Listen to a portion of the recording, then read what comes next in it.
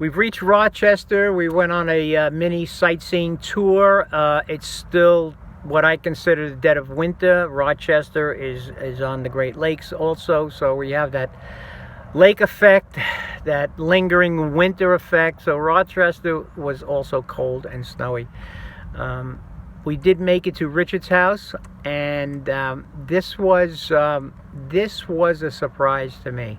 Richard's house, in retrospect, became, to me, out of all the homeless shelters that I have stayed in, became the crown jewel of the homeless shelter facilities in New York State. This place was phenomenal. We started out, there was a store out front, a Patriot store that sold anything patriotic that you might want to think of, and the funds all went, of course, to support Richard's House. It was funded by organizations. It's a not-for-profit, but it housed about 30 men. On any given day, it had the capacity to house 30 men. It was named after Reverend Richards, who was a World War II hero and a reverend. And he, after World War II, when he came home, he dedicated his life to the homeless community of Rochester, and that's back in the 40s. So I assume there's been a homeless issue here for many years.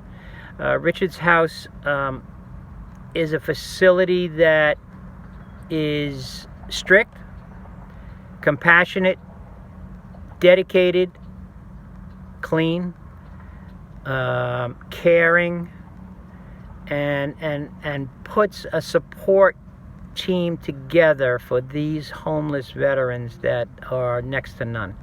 I was amazed. Going from my first rat-infested single-room shelter and coming to Richard's House was a big change for me, and comparing the two together was there was no comparison. This was a facility worth visiting.